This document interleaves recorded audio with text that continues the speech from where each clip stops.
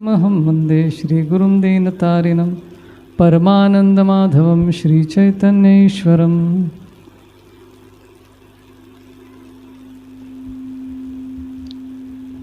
थोड़ा कम कर देना वॉल्यूम, हल्का सा फीडबैक आ रहा। हरे कृष्णा। तो आप सबका स्वागत है हमारे साप्ताहिक सत्संग प्रोग्राम में। तो हमारी चर्चा गीता पर चल रही है, भगवत गीता के विषय पर। दूसरे अध्याय में है 48वां श्लोक हमने कंप्लीट किया था। आज 49 यानी कि 49th श्लोक हम लोग करेंगे। दूरे नहि अवरम कर्मा बुद्धि योगा धनंजया बुद्धौ शरणम अन्विच्छा कृपणा फल हेतव। तो यहाँ पे कृष्ण अर्जुन से बता रहे, ओ धनंजय। तो यहाँ पे किस तरह से संबोधित कर रहे कृष्ण अर्जुन को? धनंजय करके। तो अर्जुन का एक नाम है धनंजय, क्योंकि उन्होंने धन पर विजय प्राप्त की थी, जय प्राप्त की थी। युधिष्ठिर महाराज के राजसूय यज्ञ के समय पर वो बहुत सारा धन लेकर आए थे यज्ञ के लिए। अलग अलग देशों में गए, वहाँ के जो महारथी है उनको हराकर वो धन लेकर आए थे, इसलिए उनका एक नाम पड़ा धनंजय। तो कृष्ण अर्जुन को बुला रहे धनंजय करके। दूरे नहि अवरम कर्मा। तो कृष्ण अर्जुन से कह रहे कि दूर रहो। किससे? अवरम कर्मा से दूर रहो। यह अवरम कर्मा क्या है? ऐसे कर्म जो हमको कर्म के बंधन में बांध देते हैं, उसको अवरम कर्म कहा। उसके बारे में चर्चा करेंगे। किस प्रकार से? बुद्धौ शरणम अन्विच्छा, बुद्धि योगा का शरण लेकर, भक्ति का शरण लेकर, और कृपणा फल हेतवा, और ऐसे लोगों को कृपणा कहा गया है जो फल हेतवा, फल के लिए कार्य करते हैं। मतलब मुझे बदले में कुछ चाहिए। तो ऐसे लोगों के बारे में यहाँ पे बताया। तो ये श्लोक जो है, ये श्लोक एक ऐसा कारण बनेगा अर्जुन का, जिसकी वजह से वो तीसरे अध्याय में प्रश्न करते हैं। क्योंकि एक तरफ कृष्ण अर्जुन से कह रहे कि युद्ध करो, दूसरे तरफ कर रहे कि वो अर्जुन ऐसे कर्मों से दूर रहो जो आपको कर्म के बंधन में फंसा सकता है। तो अर्जुन कंफ्यूज हो गया कि युद्ध करना है कि नहीं करना है। एक तरफ करो बोल रहे, दूसरे तरफ दूर रहो, ऐसा अर्जुन का सोचना था। जिसकी वजह से वो तीसरे अध्याय में बहुत सारे प्रश्न करते हैं, कंफ्यूज्ड हो जाते हैं अर्जुन के, मुझे करना क्या है, युद्ध करना चाहिए कि नहीं करना है, ठीक से बताओ। राइट। तो यहाँ पे प्रभुपाद जी इसके भावार्थ में बताते हैं कि जैसे ही हम लोग भक्ति में आए, इस्कॉन से जुड़े, सबसे पहले जो ज्ञान हम सबको मिला वो क्या है? हाँ, हम शरीर नहीं है, हम क्या है? कितने लोगों को कोई डाउट है इसके ऊपर? एटलीस्ट जिन्होंने JOSD किया है, जर्नी ऑफ सेल्फ डिस्कवरी, उनको तो डाउट नहीं होना चाहिए। डिटेल में हमने डिस्कस किया था। राइट। तो जैसे हमको पता चला ये ज्ञान, एटलीस्ट थियोरेटिकली एटलीस्ट इतना समझ में आ गया कि हम शरीर नहीं, हम कुछ और है। वो कुछ और क्या है? आत्मा है। तो जैसे ही हमको ये ज्ञान मिला, हमको क्या करना चाहिए? बाकी सब कार्यों को साइड में रख के भगवान की भक्ति करनी चाहिए। जैसे ये मालूम पड़ गया, ऐसा प्रभुपाद जी लिखते भावार्थ में। लेकिन ये ज्ञान पता होने के बाद हमने ऐसा कुछ किया है क्या? अभी भी चल ही रहा है हमारा भौतिक जगत के कार्य। राइट। तो प्रभुपाद कहते हैं कि भक्ति के कार्य के अलावा जो भी कार्य हम लोग इस भौतिक जगत में करते हैं, उससे क्या होता है? जन्म मृत्यु के चक्र में घूमते रहेंगे। केवल भक्ति ही एक ऐसे कार्य है, अकर्म जिसे हम कहते हैं, उससे हम लोग ये भौतिक जगत के बंधन में नहीं फंसेंगे हम, राइट। तो कृपणा जो शब्द है यहाँ पे, इसके बारे में हमने बहुत बार चर्चा भी की है। तो कृपणा ब्राह्मणा का अपोजिट है। ब्राह्मण मतलब ब्रह्म जानाति इति ब्राह्मणा। ब्रह्म मतलब जो भगवान के विषय में जानकारी प्राप्त करते हैं, जानते हैं, उनको ब्राह्मणा कहते हैं या साक्षात्कार करते हैं। उसका अपोजिट क्या है? कृपणा, मतलब उनको भगवान में कोई इंटरेस्ट नहीं है। उल्टा मनुष्य जन्म के बारे में भी उनको पता नहीं कि कितना इम्पोर्टेंट है, कितना वैल्यूबल है ये मनुष्य जन्म। तो उनको कृपणा कहते हैं, जो ठीक से मनुष्य जन्म का उपयोग नहीं करते हैं। तो श्रीमद् भागवतम के पहले स्कंद में एक विषय आता है जहाँ पे इन दोनों के बीच में चर्चा होती है। किसके बीच में? व्यासदेव और नारद मुनि के बीच में। हमारा जो इस्कॉन का संस्था है वो कौन से संप्रदाय को फॉलो करते हैं हम लोग? ब्रह्म मध्व गौड़ीय संप्रदाय। तो ये यूनिवर्सिटी से हम लोग ज्ञान प्राप्त कर रहे हैं भक्ति के बारे में। तो इसके आचार्य कौन है? ब्रह्मा जी। तो सबसे पहले उनको भगवान के बारे में ज्ञान का साक्षात्कार हुआ। तेने ब्रह्म हृदयादि कवये मुह्यन्ति यत् सूरयः, भागवतम के पहले श्लोक में आता है। तो यहाँ पे अभी व्यासदेव कौन है? ब्रह्मा जी है। उनके शिष्य कौन है? नेक्स्ट इमीडिएटली शिष्य उनके नारद मुनि हैं, और नारद मुनि के शिष्य हैं व्यासदेव। तो व्यासदेव ने क्या किया? बहुत बड़ा कार्य किया उन्होंने। पूरे जितने भी शास्त्र हैं उन सबको लिखा बैठकर, या फिर लिखवाया गणेश जी द्वारा। गणेश जी उनका काम कर रहे थे, स्टेनोग्राफर का काम कर रहे थे वो। व्यासदेव डिक्टेट कर रहे थे, गणेश जी लिख रहे थे। क्या क्या लिखा उन्होंने? व्यासदेव ने क्या क्या कंपाइल किया? 4 वेद। पहले तो एक ही वेद था, वेद एक ही था, लेकिन व्यासदेव ने देखा कि कलयुग के लोग कैसे लोग हैं? प्रायेण अल्प आयुष सभ्य मंद सुमंद मतयो मंद भाग्य ही उपद्रता। तो कलयुग के लोगों को की बुद्धि मंद बुद्धि रहेगी, उनको कुछ भी याद नहीं रहेगा। कल इसी समय पर हम लोग क्या कर रहे थे, किसी को याद है? मुश्किल है याद रखना। तो इसलिए उन्होंने क्या किया? कलयुग के लोगों को कुछ याद नहीं रहेगा, कुछ समझेगा नहीं, बार बार पढ़ने के बाद भी नहीं समझेगा। इसलिए उन्होंने निश्चय किया कि ये मैं लिखूंगा, शास्त्र को लिखित रूप में प्रस्तुत करूंगा। पहले गुरु जो है शिष्य को ज्ञान देते थे ओरल, और एक बार सुनते थे तो शिष्यों को याद रह जाता था। स्मृति इतना पावरफुल उनका था, राइट। तो व्यासदेव ने एक वेद को फिर 4 वेदों में विभाजित किया। फिर उन्होंने देखा कि ये 4 वेद भी कलयुग के लोगों को समझ में नहीं आएगा, तो फिर उसको सिंप्लीफाई करके उन्होंने क्या प्रस्तुत किया? उपनिषद, जिसमें सिद्धांत के बारे में है। 108 अलग अलग तरह के उपनिषद उन्होंने लिखा। तो उन्होंने देखा कि ये उपनिषद भी कलयुग के लोगों को समझेगा नहीं, तो उनके लिए उन्होंने क्या किया? सूत्र, फॉर्मूला के रूप में उन्होंने ब्रह्म वेदांत सूत्र, या उसको ब्रह्म सूत्र भी कहते हैं, इनको उन्होंने प्रस्तुत किया।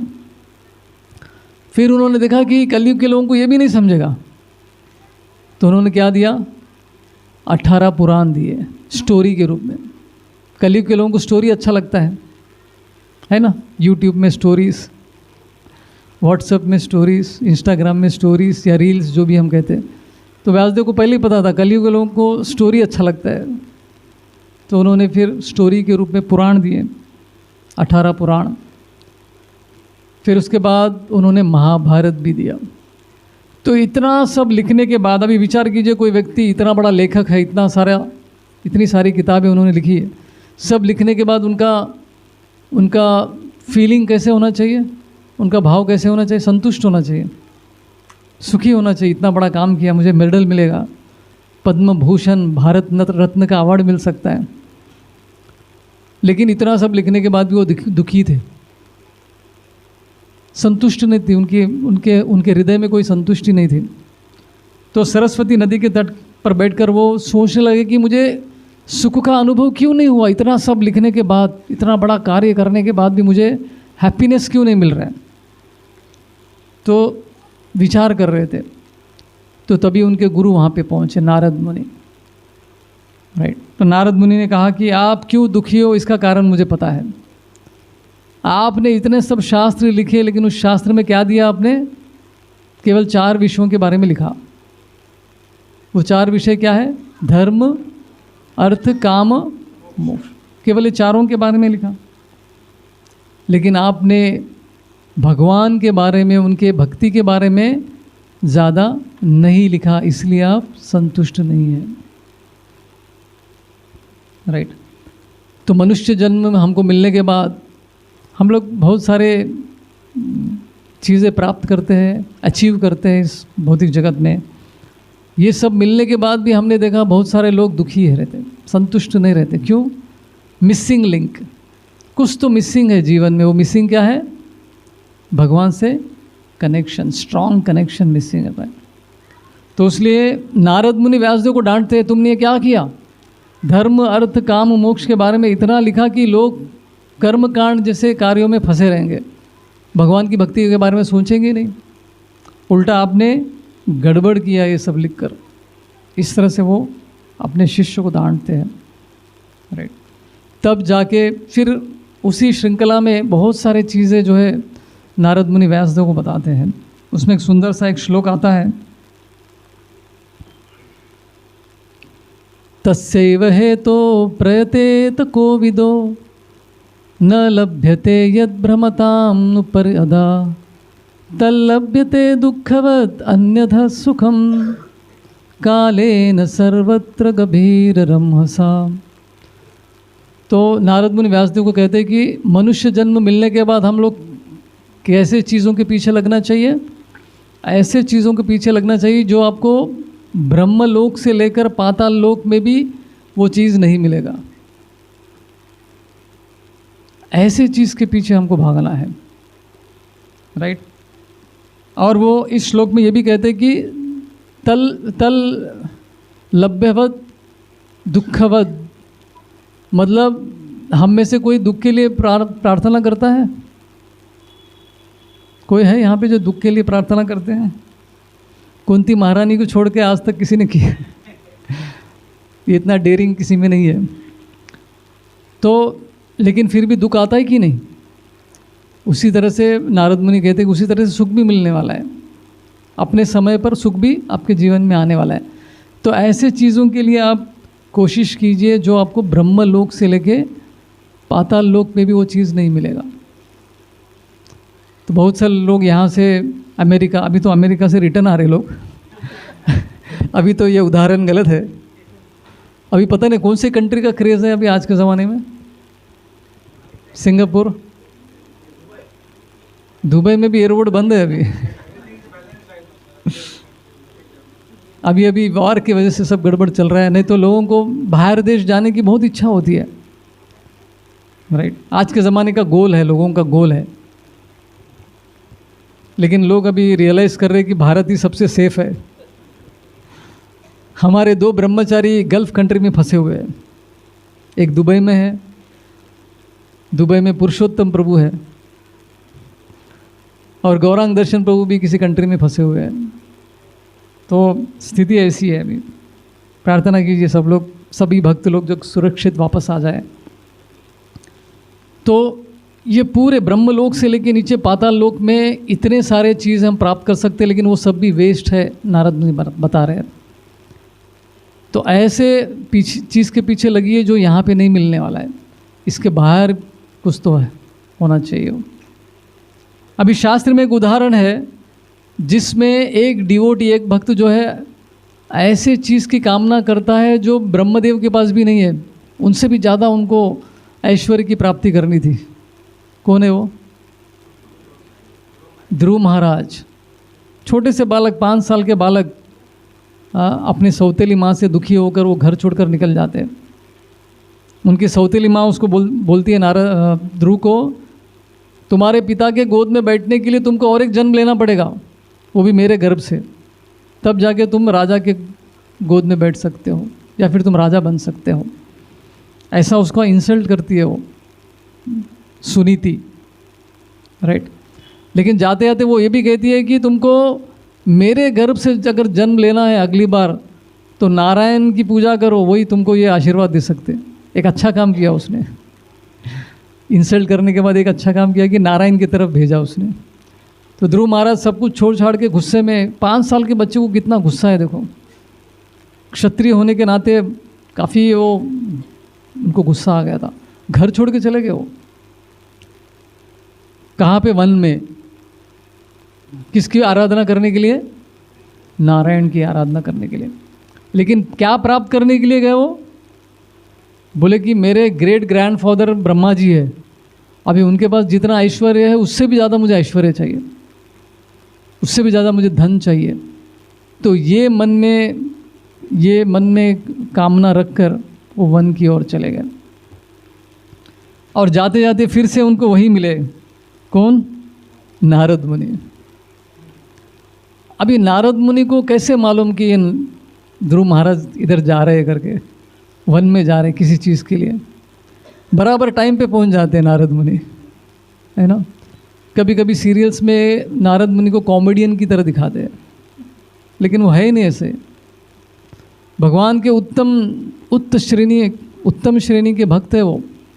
भागवतम में आप देखेंगे जितने भी सारे भक्त हैं उन सबके गुरु यही है, नारद मुनि। तो कहा जाता है कि जब हम भगवान की खोज में जाते हैं तो क्या होता है, भगवान हमारे लिए किसको भेजते हैं? गुरु को भेजते हैं, नारद मुनि को नहीं। हमारे जीवन में नारद मुनि नहीं आए थे, लेकिन कोई भक्त आए थे, नारद मुनि के रिप्रेजेंटेटिव आए थे, राइट। तो नारद मुनि रास्ते में आ जाते ध्रुव महाराज के, बोलते कि अरे बालक कहाँ जा रहे हो, बड़े गुस्से में लग रहे हो। बोला मैं तपस्या करने जा रहा हूँ। तो किसके लिए तपस्या करने जा रहे हैं? कि मुझे ब्रह्मा जी से भी अधिक धन प्राप्त करनी है, राइट। आपके घर में कोई आपका लड़का मुझे अंबानी से ज़्यादा पैसा कमाने करके घर से निकल गया। एग्जाम्पल कुछ ऐसा ही है वो। तो नारद मुनि बोलते लेकिन ये तुम्हारे मन में ये इच्छा आई कैसे? देखो मेरी सौतेली माँ ने मेरा इंसल्ट किया, मेरे पिताजी के गोद में मुझे बैठने से इनकार कर दिया। तो लेकिन तुम तो बच्चे हो, कोई इंसल्ट कर दिया तो भूल जाने का, खेल कूद में लगे रहो, एक खेल कूदने का समय है, छोटी छोटी बातों को मन में क्यों ले रहे हो? तो बोले कि नहीं, मुझे तुम रोक नहीं सकते, अभी मुझे बहुत गुस्सा है, मेरे को जाना ही है, मुझे प्राप्त करना ही है धन। तो ये देखकर नारद मुनि भी आश्चर्यचकित होते कि भाई इसका डिटर्मिनेशन बहुत पावरफुल है, राइट। अलग अलग तरीके से जो है नारद मुनि ध्रुव महाराज को डिस्करेज करते कि मत जाओ, छोटे बालक हो, जंगल में बहुत सारे जंगली जानवर होते हैं, खा लेंगे तुमको, नथिंग डूइंग, जाना है मतलब जाना है, राइट। डिटर्मिनेशन, जो दृढ़ निश्चय की जो शक्ति है ध्रुव महाराज की तरह होनी चाहिए। तो लेकिन वो क्या कामना कर रहे हैं? धन संपत्ति, ऐश्वर्य। मनुष्य जन्म में देखो ये क्या उन्होंने कामना कर लिया। लेकिन गए जाकर 6 महीना उन्होंने घोर तपस्या किया, भयंकर तपस्या, राइट। तो पहले महीने में वो क्या खाते थे? 6 महीने उन्होंने तपस्या की थी। पहला 1 महीने उन्होंने कंद मूल फल वगैरह खा के उन्होंने गुजारा किया और भक्ति कर रहे थे। 1-2 पैर पे से खड़े हो गए थे वो हिरण्यकशिपु की तरफ और भगवान की आराधना कर रहे थे। तो नारद मुनि ने उनको पूरा एक पैकेज दिया था, भक्ति का पैकेज। वो पैकेज में क्या क्या था? एक मंत्र दिया उनको कि आप मंत्र का जाप करो। कौन सा मंत्र था वो? ओम नमो भगवते वासुदेवाय। तो ये मंत्र का उच्चारण कर रहे थे ध्रुव महाराज, राइट। और बीच बीच में वो नारायण की जो मूर्ति है उसकी पूजा भी कर रहे थे, राइट। तो 1 महीना उन्होंने केवल फल फूल कंद वगैरह खा के उन्होंने अपना गुजारा किया। दूसरे महीने में उन्होंने अपने तपस्या की लेवल बढ़ा दी। राइट। दूसरे महीने में क्या कर रहे थे वो? पत्ते खा रहे थे, केवल पत्ते, वो भी 3 दिन में एक बार। पत्ते खा के कोई जीवित रह सकता है कि पत्ते खा के? तो ऐसा उनकी तपस्या का लेवल देखिए। फिर बाद में तीसरे महीने में वो पत्ते भी नहीं खा रहे थे। वो क्या खा रहे थे फिर तीसरे महीने में? पानी पीकर, वो भी 9 दिन में एक बार पानी पी रहे थे। सब लेवल बढ़ाते जा रहे हैं। और चौथे महीने में तो पानी भी नहीं, केवल श्वास पे चल रहा था उनका गाड़ी। वो भी 12 दिन में एक बार एक श्वास ले रहे थे। बिना श्वास लिए कैसे रह सकता है आदमी? योगिक सिद्धि से संभव होता है। तो ध्रुव महाराज इतना तपस्या कर रहे थे, बाद में चौथे महीने के बाद उन्होंने सांस लेना भी बंद कर दिया। तो जैसे वो सांस लेना बंद कर दिए, वो पूरे ब्रह्मांड में कोलाहल मच गया, राइट। तो उनके शरीर से हीट निकलने लगा, गर्माहट निकलने लगी, अग्नि निकलने लगी, और पूरे ब्रह्मांड में जो है प्रॉब्लम क्रिएट हुआ। और वो सांस नहीं ले रहे थे, इसलिए क्या हो गया, पूरे ब्रह्मांड में हवा रुक गई। बाकी सब लोग भी श्वास नहीं ले पा रहे थे। हरे कृष्णा। ध्रुव महाराज की। इतना घोर तपस्या हमको करने की आवश्यकता नहीं है। 16 माला करो बस है। और ये सब होने के बाद, 6 महीने तपस्या करने के बाद, उनके हृदय में नारायण प्रकट हो गए। अपने हृदय में वो नारायण के दर्शन कर पा रहे थे। तो इतने प्रसन्न हो गए, इतने प्रसन्न हो गए। जब भगवान मिल जाते तो इस भौतिक जगत में और भी किसी चीज़ की इच्छा नहीं होती है। तो एकदम संतुष्ट हो गए ध्रुव महाराज। लेकिन कुछ समय के बाद उनके हृदय से नारायण अप्रकट हो गए, गायब हो गए। तो एकदम ये आँख खोल दिए, थोड़ा दुखी हो गए कि भगवान अदृश्य हो गए मेरे हृदय से। तो जैसे वो आँख खोले तो देखा वही भगवान जो उनके हृदय में थे सामने प्रकट हो गए। हरि बोल। चतुर्भुज फॉर्म में जो है नारायण जी वहाँ पे सामने आ गए। तो ध्रुव महाराज देखे भाव विभोर हो गए हो कि मेरे भगवान, आराध्य भगवान नारायण यहाँ पर आए। तो उस समय पे भगवान जो है उनकी तपस्या से प्रसन्न होकर उनसे कहते कि बताओ आपको क्या चाहिए। तो तब ध्रुव महाराज कहते कि मैं ब्रह्मा से भी अधिक ऐश्वर्य की कामना कर रहा था, लेकिन ये भगवान आपको प्राप्त करने के बाद मुझे अभी कोई इच्छा नहीं है। ये जो मैं मांग रहा था ये सब कांच के टुकड़े की तरह है, इसका कोई वैल्यू नहीं है। अभी मुझे कुछ नहीं चाहिए, आप मिल गए बस मैं संतुष्ट हूँ। तो जब भगवान मिल जाते हैं तो आत्मा को संतुष्टि मिलता है। छोटा बच्चा जब रोता है तो अलग अलग लोग उसको गोद में लेके सहलाने का प्रयत्न करते हैं, शांत करने का प्रयत्न करते हैं। तो एक गोद से दूसरे गोद में जा रहा है, दूसरे से तीसरे गोद में, सब लोग ट्राई कर रहे हैं उसको शांत करने के, लेकिन शांति नहीं हो रहा है बच्चा। लेकिन जैसे ही बच्चा अपने माँ के गोद में आता है, माँ का चेहरा देखता है तो क्या होता है? शांत। हमारा भी ऐसा ही हाल है। भौतिक जगत में हम रो रहे अलग अलग स्थिति में, परिस्थिति में, तो लेकिन जैसे भगवान के संपर्क में आ जाते हैं, उनके दर्शन हो जाते हैं, उनका साक्षात्कार होता है, तो इस वैसे ही हमारा रोना धोना बंद। सवय पुंसान परो धर्मो यतो भक्तिर अदोक्षजे अहैतुकी अप्रतीयता ये आत्मा सुप्रसिद्ध थी।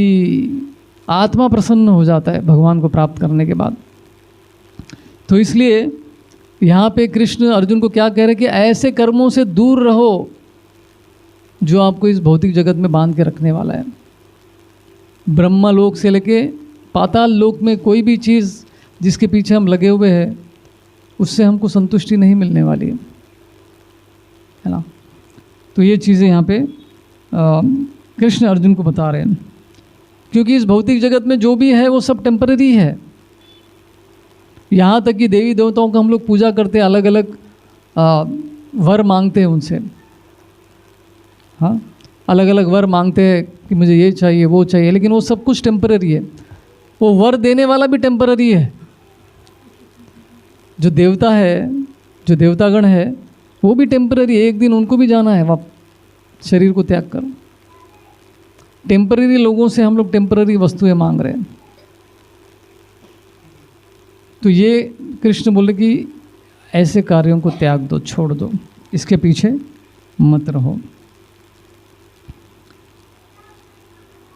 तो यहाँ पे प्रभुपाद जी कहते भावार्थ में कि जैसे मैंने कहा कि सबसे इम्पोर्टेंट ज्ञान, जैसे हम इस्कॉन में आते हैं हमको क्या पता चलता है, हम शरीर नहीं, हम आत्मा है। फिर धीरे धीरे गीता में और आगे जाएंगे तो और एक इसके ऊपर का लेवल का ज्ञान हमको मिलता है। इसके ऊपर का लेवल का ज्ञान क्या है? हम शरीर नहीं, हम आत्मा है। इसके ऊपर का लेवल का ज्ञान है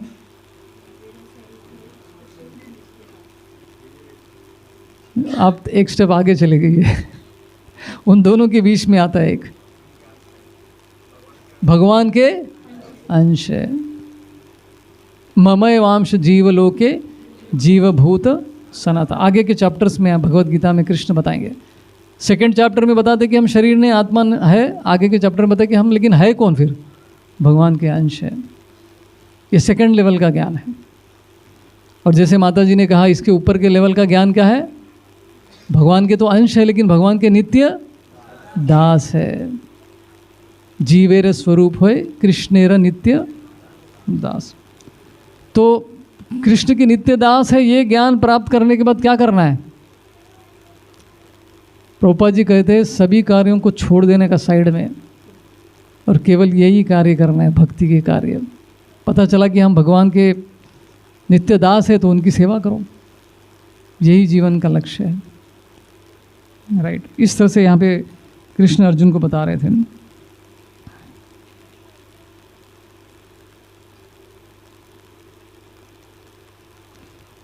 दूरे न ही अवरम कर्मा। तो अब यहाँ पे एक शब्द जो आया है अवर।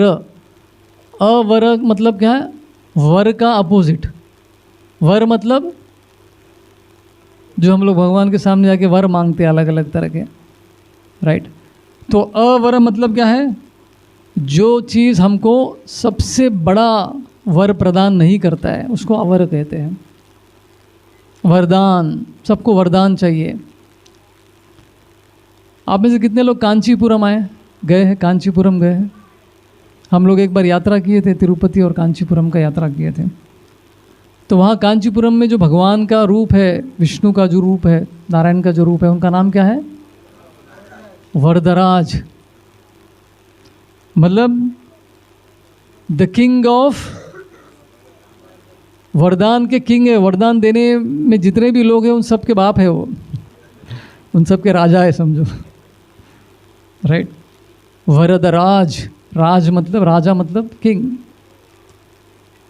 तो वरदराज के सामने भी जाके, अभी कांचीपुरम में भी बहुत सारे लोग जाते हैं, लेकिन वहाँ पे क्या देखने के लिए जाते हैं? वरदराज को देखने के लिए नहीं जाते।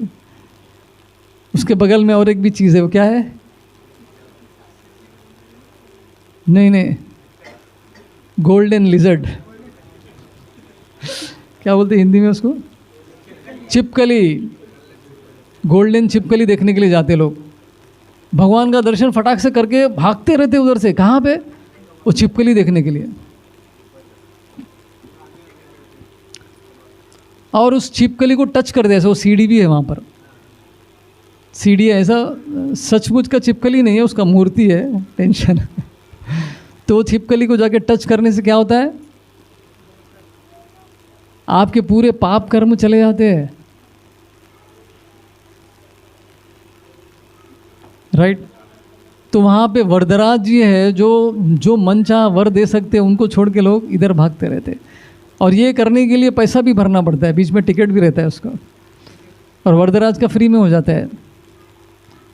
तो भौतिक जगत में ऐसे भी लोग हैं जिनको क्या वर मांगना चाहिए पता नहीं है, क्या प्राप्त करना चाहिए इसका ज्ञान नहीं है। टेम्पररी चीज़ों के पीछे हम लोग भाग रहे हैं। वो है ना एक बुढ़िया, एक बड़ा सा टोकरी अपने कंधे पे लेके चल रही है, मेहनत कर रही है। तो चलते चलते इतना थक गई, बड़े फीलिंग के साथ उन्होंने भगवान को पुकारा, हे ईश्वर मेरी मदद करो। तब प्रेम से बुलाया, भगवान सच में आ गए। बोला, हे बुढ़िया क्या चाहिए आपको? बोला कि ये बहुत वज़न है, मेरा कंधा दुख रहा है, ये उठा के दूसरे कंधे पे रखेंगे क्या? वेस्ट हो गया। देखो भगवान आए तो मांगा भी तो क्या मांगा? एक वज़न इधर से निकाल के इधर रखो। अरे क्या! तो भगवान के सामने हम जब भी मांगने जाते हैं तो एक्चुअली ऐसा ही कुछ करते हैं, राइट। भगवान क्या दे सकते हैं? मुक्ति दे सकते हैं, भगवत धाम दे सकते हैं, कृष्ण प्रेम दे सकते हैं, लेकिन ये सब छोड़ के हम लोग क्या मांगते हैं? इस भौतिक जगत का सुख मांगते हैं। सो अवरम कर्मा मतलब क्या है यहाँ पे? अवरम कर्मा मतलब कर्मकांड।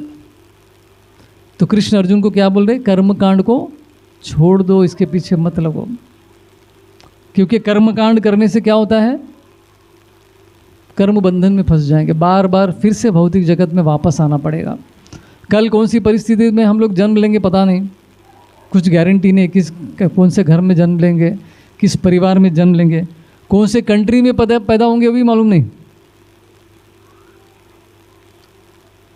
सऊदी अरेबिया, यूएई, वर्स्ट तो अपना बगल वाला देश, वहाँ पैदा होंगे। और कह रहे कि ये सब लोग कृपणा है, कंजूस है, मक्खी चूस है। कंजूस आदमी को के पास बहुत धन होता है और उसको पता नहीं कैसे यूज़ करना है, उसको छिपा के रखता है और एक दिन मर जाता है। वो पैसा वैसे ही छोड़ के चला जाता है और घर वाले उसको एंजॉय करते हैं, बाकी सब लोग दुनिया के लोग उसको एंजॉय करते हैं। वो मर गया, मरते मरते नाम कमा के जाता है। वो क्या नाम कमाता है? बड़ा पैसे वाला आदमी मर गया, बहुत पैसे वाला था वो, लेकिन उस पैसे का उसने कभी उपयोग ही नहीं किया, न खुद के लिए न दूसरों के लिए। ऐसे लोगों के उदाहरण बहुत है इस दुनिया में, खुद एंजॉय नहीं करते, दूसरों को एंजॉय नहीं करने देते तो उनको कृपणा कहा जाता है।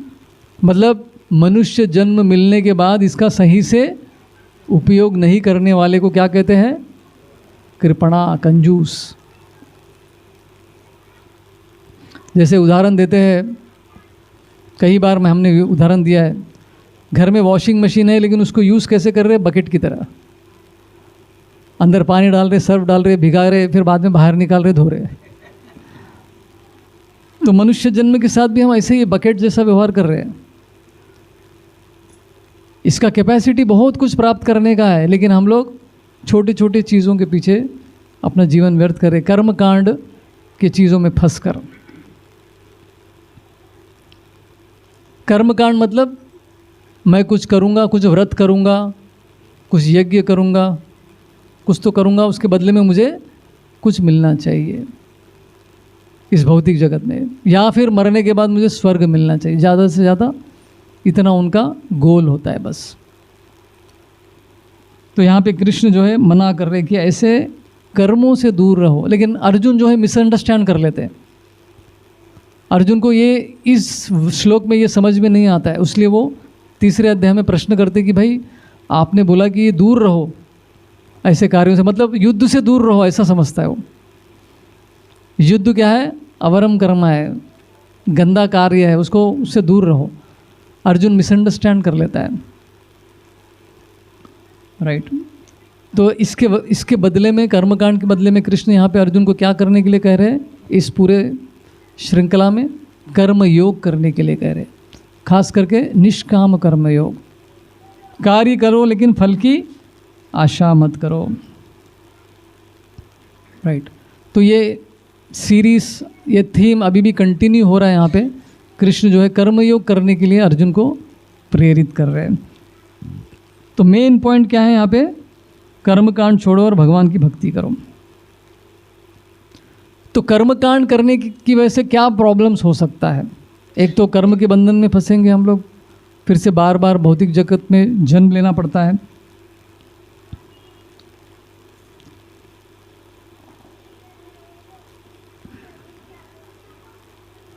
लेकिन क्या कर्मकांड सच में उतना बुरा है? आपका क्या कहना है? क्या कर्मकांड सच में इतना बुरा है? इस भौतिक जगत में बहुत सारे लोग कर्मकांड कर रहे हैं, उनको देख के आपको क्या लगता है फिर? कैसे पतित लोग हैं, कहाँ डूबे हुए लोग, टाइम वेस्ट कर रहे हैं, ऐसा बोलेंगे आप उनको देख के? क्या फील करेंगे आप लोग ऐसे लोगों को देख के?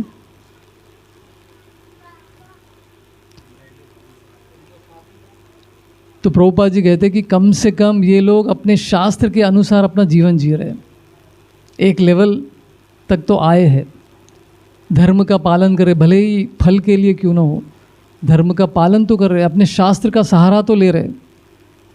तो ये एंगल से हमको देखना चाहिए। कभी कभी हम लोग भक्ति में आने के बाद जो देवी देवता का पूजा पाठ करते हैं, उनके तरफ हम लोग थोड़ा नीचे नज़र की तरफ दृष्टि से देखते हैं। ऐसा कभी नहीं करना चाहिए, ऐसा गलती। खुद कृष्ण भगवत गीता में कहते हैं कि मैं ऐसे लोगों के बीच में नहीं पड़ता, मैं उनको डिस्करेज नहीं करता हूँ, उल्टा उनके अंदर श्रद्धा भी मैं ही देता हूँ देवता की पूजा करने की। अभी कोई गणेश का उपासक है तो उनकी उपासना करने की जो श्रद्धा है वो कौन दे रहे हैं? वो भी कृष्ण ही दे रहे हैं। गीता के 3 अध्याय में कहते हैं ये श्रद्धा भी मैं ही दे रहा हूँ, राइट? क्योंकि वो चाहते हैं कि देवताओं की पूजा करें। तो कृष्ण बोलते ही ठीक है, करना है करिए, कोई प्रॉब्लम नहीं। कृष्ण को कोई इनसिक्योरिटी नहीं होता है, राइट? कृष्ण बड़े दिल वाले हैं, उनको कोई प्रॉब्लम नहीं। उनके पास आके बोलता है कि मुझे वो देवता चाहिए तो ले लो, जाओ उनके पास, कोई प्रॉब्लम नहीं। तो ये है। तो कम से कम लोग जो है अपने वेदों के परव्यू, मतलब वेदों के फ्रेमवर्क के अंदर तो है। एक बार प्रभुपाद को किसने प्रश्न किया था कि प्रभुपाद ये कर्मकांड देवी देवताओं की उपासना करने वाले अच्छा है या फिर दूसरे धर्म का पालन करना अच्छा है? दूसरे धर्म के बारे में बोल रहे थे वो, क्रिश्चियनिटी इस्लाम के बारे में बोल रहे थे। तो प्रभुपाद ने कहा कम से कम देवता के उपासक बेटर है, कम से कम वेदों के परव्यू के अंदर, फ्रेमवर्क के अंदर है वो। तो ऐसा प्रभुपाद ने बताया था। लेकिन ये कर्मकांड प्रोसेस से प्रॉब्लम सबसे बड़ा क्या है? बहुत लंबा टाइम लगेगा भक्ति में आने के लिए। फिर से बहुनाम जन्मनाम अन्ते ज्ञानवान माम प्रपद्यते वासुदेवम सर्वमिति स महात्मा सुदुर्लभ। तो कृष्ण कहते हैं कि कई जन्मों के बाद ज्ञानी के बारे में बोले, यहाँ पे कर्मी के बारे में भी नहीं। कर्मकांड करते करते करते करते एक दिन फ्रस्ट्रेट हो जाएगा व्यक्ति, वो बोलेगा बहुत हो चुका, अभी मुझे भगवान की ज्ञान की प्राप्ति करनी है, मुझे योग करना है, अष्टांग योग करना है। तो ऐसे योगी, ऐसे ज्ञानी भी कई जन्मों के बाद कृष्ण की शरण में आते हैं। तो यहाँ पर जितने भी लोग आप लोग बैठे हैं, तो आपने कई जन्मों से ज्ञान, योग ये सब कर लिए हैं, तपस्या भी कर लिए आप लोग। हिरण्यकशिपु की तरह खड़े रह के तपस्या भी हो गया आप लोगों का सबका पिछले जन्मों में। कई जन्मों के बाद आप लोग भक्ति में आए हैं। प्रभुपाद जी जब शुरू में वृंदावन आए थे तो उनके शिष्य जो है नए नए वृंदावन इंडिया आए थे, अच्छा लग रहा था, घूम रहे थे, पूरे वृंदावन में घूम रहे थे। तो घूमते घूमते जो है गोस्वामियों के मंदिर में पहुंच गए थे वहाँ पे। तो गोस्वामियों के मंदिर में वो सब गोस्वामी लोग देखे कि ये वेस्टर्नर्स धोती कुर्ते में आए हैं, साड़ी वाड़ी पहन के तिलक वगैरह लगा कर आए, अच्छा लगा उनको। तो वो गए उनसे मिलने के लिए। तो गोस्वामी या जो भक्त थे उन्होंने कहा कि आप भक्ति करते रहो, अच्छे से करते रहो, बहुत अच्छी बात है, अगले जन्म में आप वृंदावन में जन्म लेंगे, आपका उद्धार हो जाएगा। ऐसा करके आशीर्वाद दिया सभी प्रभुपाद के शिष्यों को। तो सभी लोग खुश होकर गए प्रभुपाद के, प्रभुपाद जी हम ऐसा ऐसा ये मंदिरों में गए थे वृंदावन के, तो हमको ऐसा ऐसा बोला। अरे तुम लोग कुछ बताए नहीं उनको वापस?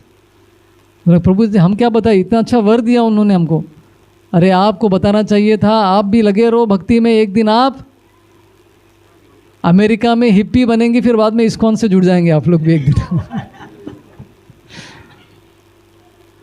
तो प्रभुपाद ने जो हमको दिया वो कुछ छोटा चीज़ नहीं है। प्रभुपाद का कहना है कि जो भी भक्ति में आता है वो ये सब प्रोसेस से गुजर चुका है। बहुनाम जन्मनाम अन्ते, बहुत जन्मों के अंतों के बाद, जन्मों के बाद जो ज्ञानी है वो मेरी शरण में आता है, और आप सब लोग वही हो।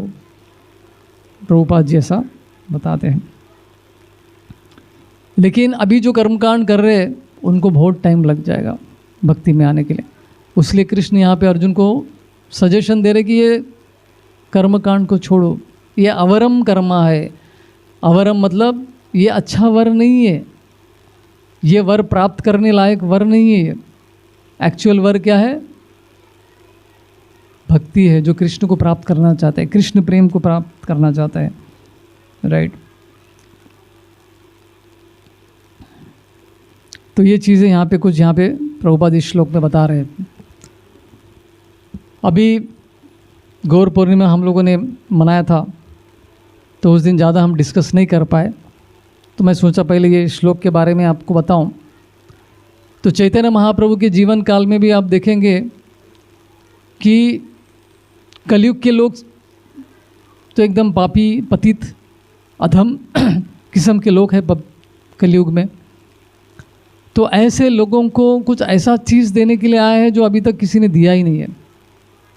अनर्पिता चरिम चिरात करुणया वर्ती नौ कलो समर्पयुतुम उन्नत उज्ज्वल रसाम स्वभक्ति श्रिया। खुद का भक्ति, कृष्ण की भक्ति के बारे में बताने के लिए आए, देने के लिए आए, कृष्ण प्रेम देने के लिए आए, राइट। मोस्ट अनक्वालिफाइड, सबसे अयोग्य, बिना कोई योग्यता वाले हम सब लोग, हमको एकदम बड़ा चीज़ देने के लिए यहाँ पे चैतन्य महाप्रभु आए हैं। तो उनकी लीलाओं में आप देखेंगे चैतन्य महाप्रभु ने, और इस्कॉन मूवमेंट की एक खास बात क्या है, इंटरनेशनल सोसाइटी है ये। कोई भी आ सकता है यहाँ पे, किसी भी धर्म का व्यक्ति आ सकता है। इसलिए इस्कॉन जो है काफ़ी लोगों को अट्रैक्ट कर रहा है। यहाँ पे कोई भेदभाव नहीं होता है। आरएसएस के लोग बताते थे, तो आपका इस्कॉन का एक चीज़ अच्छा लगता है कि आप लोग भेदभाव नहीं करते किसी के बीच में। आप साउथ में जाएंगे तो अभी भी काफ़ी डिस्क्रिमिनेशन, भेदभाव होता है वहाँ पे, राइट। लेकिन इस्कॉन में देखिए आप, इस्कॉन में आने के बाद आप क्वालिफाइड होने के बाद आपको ब्राह्मण दीक्षा भी मिलता है यहाँ पे। हम ऐसे कुल में हमारा जन्म हुआ जहाँ पे ब्राह्मण दूर दूर तक मालूम नहीं अपने को क्या होता है ना। तो देखो चैतन्य महाप्रभु की कृपा। तो उनके जीवन काल में, उनके भक्तों के जीवन काल में ऐसे ऐसे स्टोरीज आते हैं। जैसे हरिदास ठाकुर, उनका जन्म कहाँ पे हुआ था? मोहम्मडियन फैमिली में उनका जन्म हुआ था, लेकिन बचपन से उनको कृष्ण के नाम के प्रति आकर्षण था। तो घर से निकल गए, वो बस कृष्ण की भक्ति में लग गए, हरे कृष्ण महामंत्र जप करने में लग गए। इतना उनको टेस्ट मिल गया उसमें, राइट। अलग अलग जगह पे वो घूम रहे थे भगवान का नाम लेकर। और उस समय पे जो वैष्णव के समाज में जो सबसे बड़े लीडर थे वैष्णव के समाज में, वो कौन थे? श्रील अद्वैत आचार्य, जो कि स्वयं महाविष्णु है। तो एक बार वो शांतिपुर आते हैं, घूमते घूमते हरिदास ठाकुर वहाँ पर, और शांतिपुर में बाहर आउटस्कर्ट्स में जो है अद्वैत आचार्य उनके लिए एक गुफा का अरेंज करते हैं, वहाँ पे रह कर आप भक्ति करो करके। तो हरिदास ठाकुर गुफा में, एक बड़े से गुफा में बैठ के भगवान का नाम जप करते थे। कोई डिस्टर्बेंस नहीं है, मोबाइल का सिग्नल भी नहीं आता है उधर। वैसे अपने मेरे जीवन काल में एक बार मैं 20-25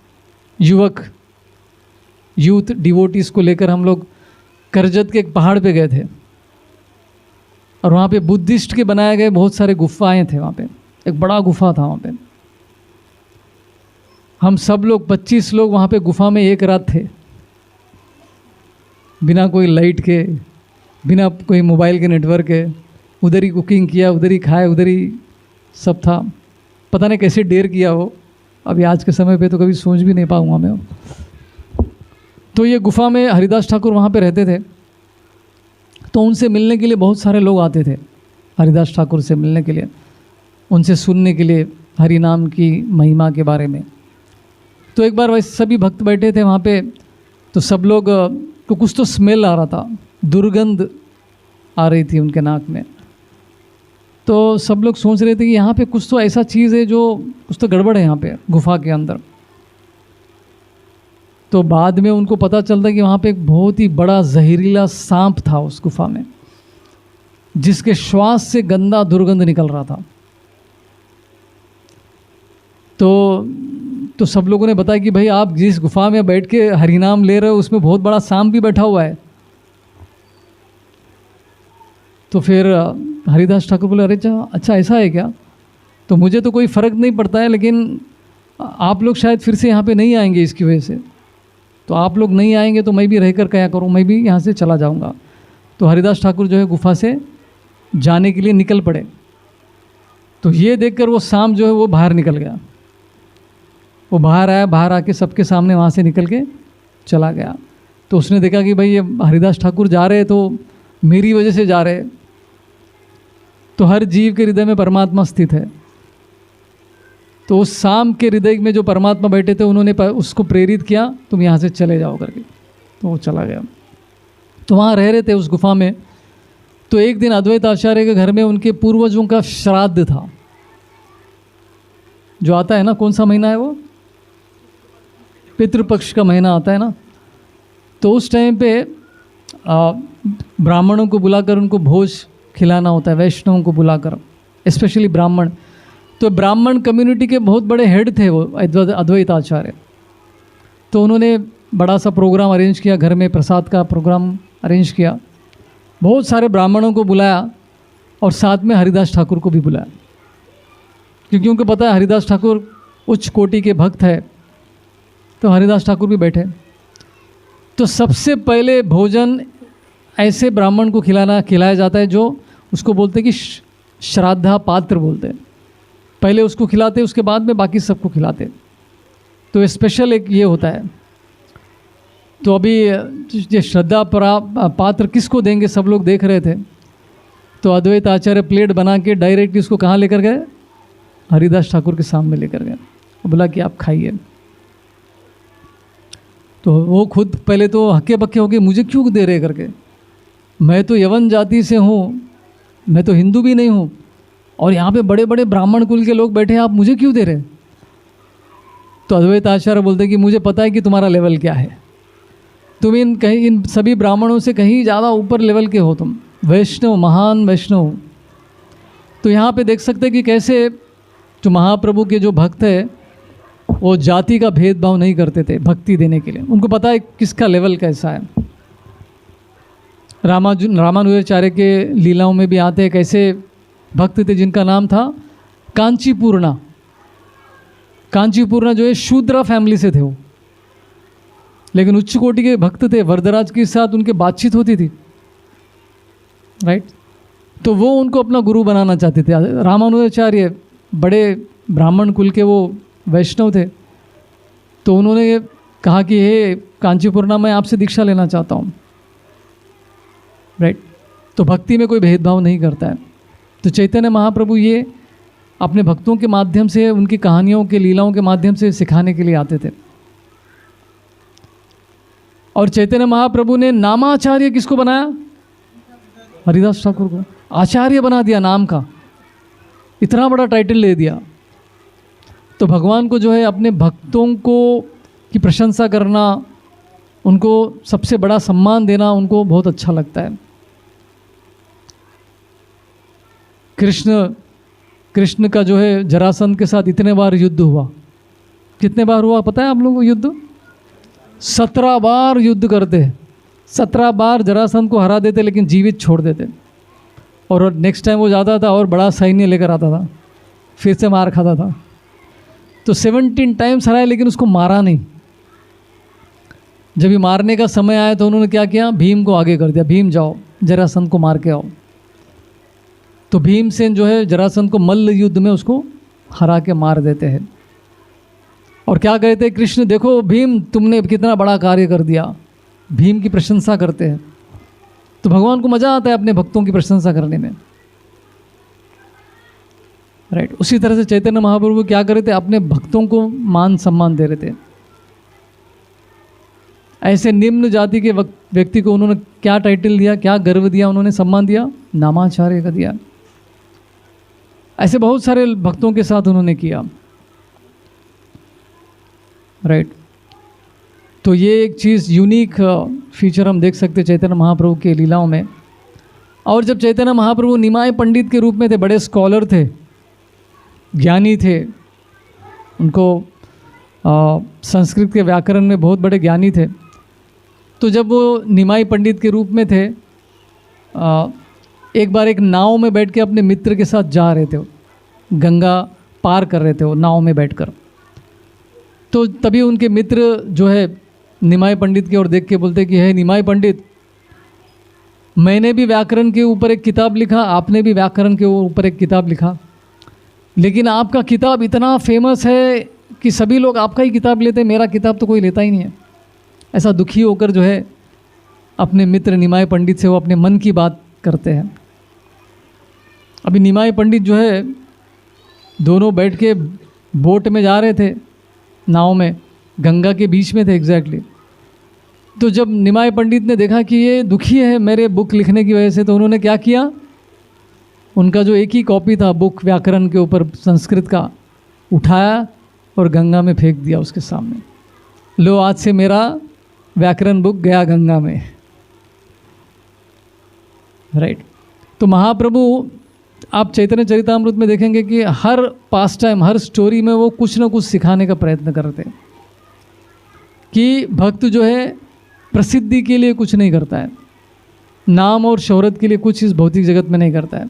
उसका उद्देश्य केवल एक ही है, वो भगवान को कैसे मैं प्रसन्न करूं।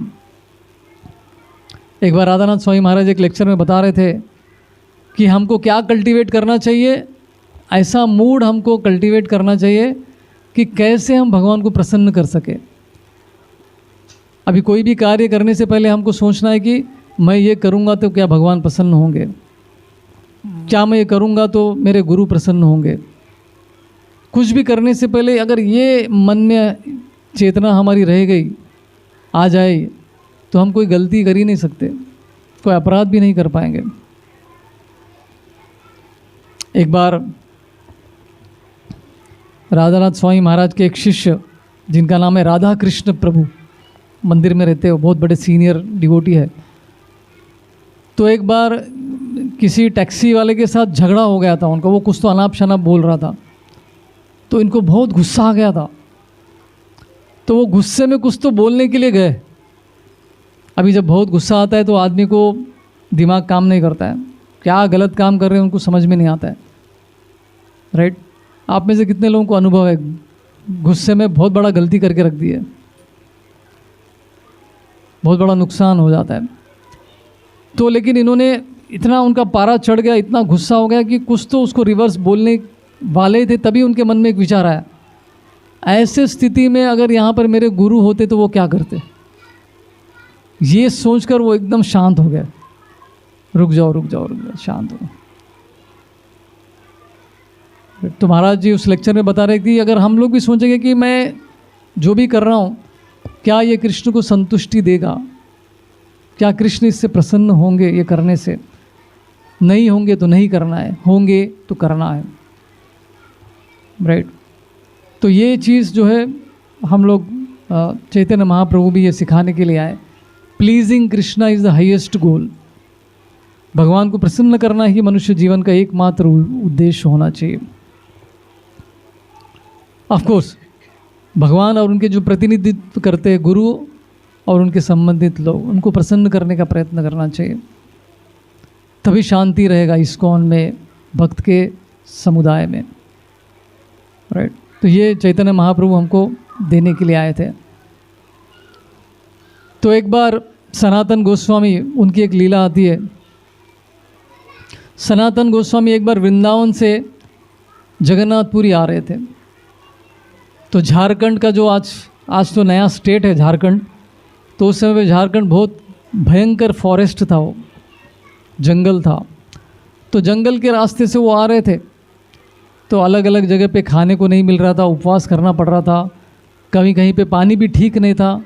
तो उनका हेल्थ ख़राब हो गया जब वो जगन्नाथपुरी आए थे।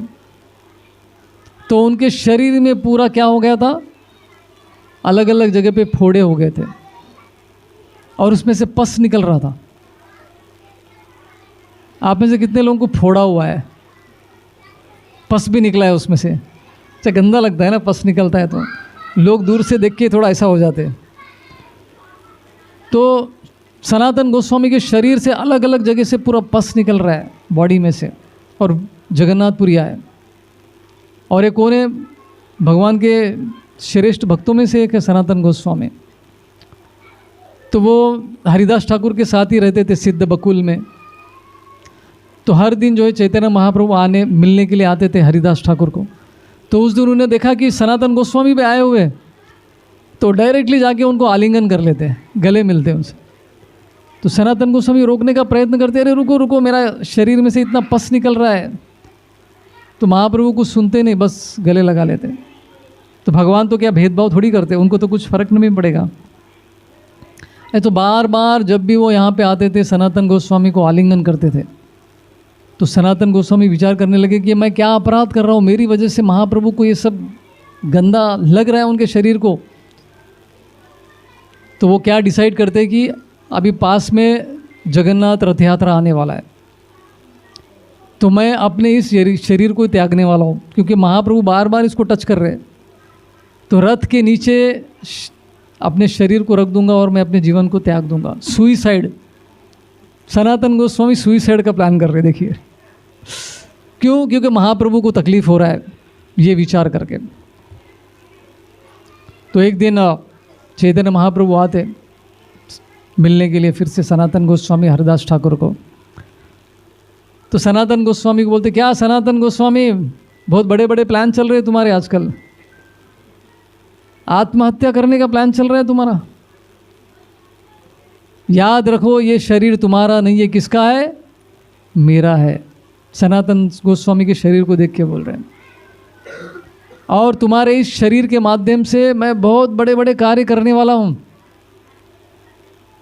और तुम सोच रहे हो कि इसको उसका अंत करे। ये कैसा विचार है तुम्हारा?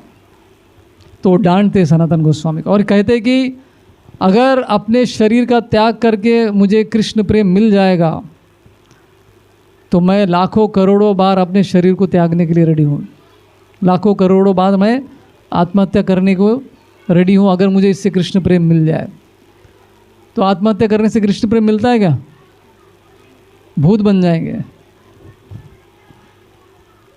भूत बंगले में रहने को मिलेगा बस। तो ऐसा डांटते सनातन गोस्वामी को। फिर से जाके सनातन गोस्वामी को आलिंगन करते, और इस बार महाप्रभु जब आलिंगन करते हैं तो उनके शरीर के सब फोड़े गायब हो जाते। हरि बोल। अभी ये उनके बॉडी को ठीक करना, ये तो ठीक है, ये मिराकल है, लेकिन सबसे इम्पोर्टेंट चीज़ वो क्या सिखाना चाह रहे थे चैतन्य महाप्रभु से? भगवान को प्राप्त करने का तरीका क्या है, राइट? तो वो प्रशंसा करते हैं। फिर महाप्रभु जाने के बाद हरिदास ठाकुर बोलते कि ये सनातन गोस्वामी आप कितने भाग्यवान हो, महाप्रभु की कितनी कृपा आपको मिल गई। और सनातन गोस्वामी हरिदास ठाकुर की प्रशंसा करते हैं, अरे आप भी कितने बड़े भक्त हो, तुम ऐसे भक्त हो जिनके पास 2 गुण हैं। हरिदास ठाकुर के पास 2 गुण है, स्पेशल गुण। वो सनातन गोस्वामी कहते हैं, क्या है वो 2 गुण? कि आप प्रचार भी करते हो और आपका आचरण भी अच्छा है। इस भौतिक जगत में हमने देखा है कि बहुत सारे लोग बड़े बड़े प्रचारक हैं लेकिन आचरण अच्छा नहीं है, और बहुत सारे लोग ऐसे रहते हैं जिनका आचरण अच्छा होता है लेकिन वो प्रचार नहीं करते। लेकिन आपके पास ये दोनों गुण है, आचार भी आपका अच्छा है और प्रचार भी अच्छा है, तो आप महान भक्त हो। तो इस तरह से दोनों के बीच में कंपटीशन चलता है कि आप महान है, आप महान है। हम जब किसी और से मिलते तो हम क्या करते हैं? मैं कैसे महान हूँ दिखाने का प्रयत्न करते हैं। मैं महान हूँ, मैं महान हूँ। तो ये चैतन्य महाप्रभु अपने भक्तों के माध्यम से ये हमको सिखाना चाहते हैं कि भक्तों के बीच में संबंध कैसा होना चाहिए, प्रेम का संबंध। One last thing. तो एक बार चैतन्य महाप्रभु हरिदास ठाकुर जी से मिलने के लिए आते सिद्ध बकुल में, उनके कुटीर में, भजन कुटीर में, और कहते हैं, हे हरिदास ठाकुर, ये जितने भी जीव जंतु है, नहीं वो नहीं बोल, पहले वो बोलते कि इस भौतिक जगत में खास करके कलयुग में लोग इतने पापी, इतने अधमी है, पाप के रास्ते में चल रहे हैं, इनका उद्धार कैसे होगा? तो प्रश्न कर रहे, किसको? हरिदास भगवान अपने भक्त को प्रश्न कर रहे, जैसे उनको आंसर मालूम नहीं है। तो हरिदास ठाकुर बोलते कि हे भगवान, आप तो सब जानते हैं, लेकिन फिर भी आप सुनना चाहते हैं तो मैं कहूँगा। वो कहते कि जो व्यक्ति अपने जीवन में केवल एक बार हरे कृष्ण महामंत्र बोल देगा उसका उद्धार हो जाएगा। हरे कृष्णा कृष्णा कृष्णा हरे हरे, हरे राम राम राम हरे हरे। तो ये आंसर करते। और बाद में हरिदास ठाकुर ये भी कहते कि कोई डायरेक्टली भगवान का नाम न ले, किसी की हेलना भी करे, मतलब मजाक में भी नाम ले ले। कभी कभी हम लोगों को देख के बाहर के लोग बोलते हैं, हे हरे कृष्णा वालों, ऐसा बोला है आप लोगों को किसी ने? ये हरे कृष्णा वालों इधर आओ करे, मतलब भगवान का नाम वो लोग नहीं ले रहे, आपको बुलाने के लिए कुछ चिढ़ा रहे हैं बेसिकली। तो ऐसे लोगों को भी भगवान मिल जाते हैं। हेड़ना बोलते हैं उसको, हेड़ना मतलब चिढ़ाने के माध्यम से किसी को जब भगवान का नाम लेते हैं।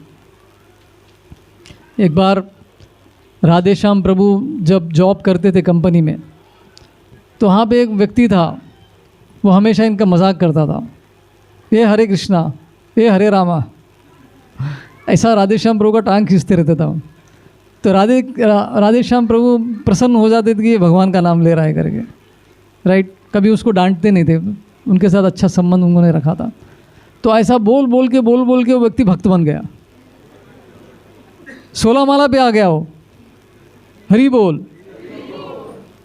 चिढ़ाते चिढ़ाते भगवान का नाम लेते लेते भगवान भक्त बन गया, और बाद में क्या हुआ, ब्रह्मचारी बन गया वो।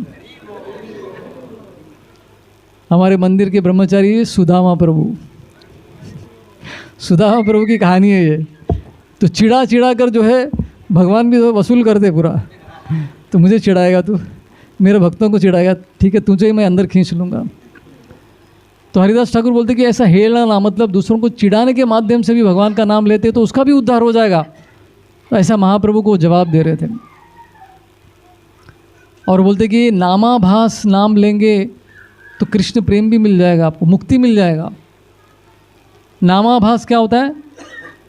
इनडायरेक्टली, जैसे अजामिल अपने बेटे को बुला रहा था, बेटे का नाम नारायण था, तो बेटे को बुलाने की वजह से क्या हो गया, उसको कृपा मिल गई। तो इसको नामाभास चैंटिंग कहते हैं। इससे क्या मिलता है? सभी पापों से मुक्ति मिलता है और हमको मोक्ष मिल जाता है नामाभास चैंटिंग से। लेकिन जब हम शुद्ध नाम लेते, बिना कोई अपराध के भगवान का नाम लेते, तो हमको कृष्ण प्रेम मिल जाता है। तो इस तरह से प्रश्न उत्तर चल रहा है किसके बीच में? हरिदास ठाकुर और चैतन्य महाप्रभु के बीच में। फिर अंत में चैतन्य महाप्रभु हरिदास ठाकुर को पूछते हैं, हे हरिदास ठाकुर, ये तो ठीक है मनुष्य के बारे में आप बता रहे हो, लेकिन जो जीव जंतु है, जो पेड़ पौधे हैं, उनका उद्धार कैसे होगा? अभी इनका उद्धार कैसे कर सकते हैं हम लोग? हरिदास ठाकुर बोलते कि जब हम जोर से भगवान का नाम लेते हैं, हरे कृष्णा कृष्णा कृष्णा हरे हरे, हरे राम राम राम हरे हरे। तो ये आवाज़ जब पशु पक्षी पेड़ पौधे जब सुनते हैं तो उनका भी उद्धार हो जाता है। देखिए जोर से चैंटिंग करने का कितना लाभ होता है। तो फिर महाप्रभु पूछ रहे हरिदास ठाकुर को, अगर ऐसा होगा तो इस ब्रह्मांड में सभी लोगों को भगवान मिल जाएंगे, सभी लोग यहाँ से निकल जाएंगे, तो ब्रह्मांड पूरा खाली हो जाएगा, फिर क्या होगा इस भौतिक जगत का? तो भगवान ऐसे प्रश्न कर रहे हैं हरिदास ठाकुर को। तो हरिदास ठाकुर बोले, भगवान आप मजाक कर रहे क्या मेरे साथ? जब आप राम जी बन के आए थे, उस अवतार में आप जाते आते सभी जितने भी भौतिक जगत में लोग थे, सबको आप भगवत धाम लेकर गए थे। लेकिन बाद में फिर से ब्रह्मांड भर गया कि नहीं? लोकल ट्रेन देखा कि नहीं आपने? आपको लगता है कि कितने लोग उतर, लेकिन उससे ज़्यादा चढ़ भी जाते हैं। तो महाप्रभु हरिदास ठाकुर बोले कि ये ब्रह्मांड खाली होता है, लेकिन फिर भरते भी रहता है मनुष्यों से, आप उसका टेंशन मत। हरिदास ठाकुर बोल रहा है, राइट। फिर बाद में द्वारका का एग्जाम्पल देते हैं। द्वारका में भी आप सबको भगवत धाम लेकर गए अंत में, आपकी लीला के बाद, राइट। तो इस तरह से कृष्ण चैतन्य महाप्रभु के रूप में अपने भक्तों से प्रश्न करके हाईएस्ट सिद्धांत जो है उसको हमारे सामने प्रस्तुत कर रहे हैं अपने भक्तों के माध्यम से। क्यों? वो चाहते कि वो दुनिया को दिखाना चाहते हैं कि मेरे भक्त कितने महान हैं। रामानंद राय के साथ भी उनका संवाद होता है, वो अलग स्टोरी है, फिर कभी हम लोग डिस्कस करेंगे। वहाँ पे भी रामानंद राय से बहुत सारे प्रश्न करते हैं और हाईएस्ट चीज़ बाहर निकालते हैं, राइट। वो अभी कभी हम लोग डिस्कस करेंगे। इस तरह से महाप्रभु की लीलाएं बहुत सुंदर है, अगली बार कभी हम डिस्कस करेंगे। हरे कृष्णा। श्रीमद् भगवद गीता की, भगवद गीता के श्लोक पर जो हमने डिस्कशन किया उसके आधार पर किसी को प्रश्न है तो पूछ सकते हैं, या कोई और भी प्रश्न है तो पूछ सकते हैं।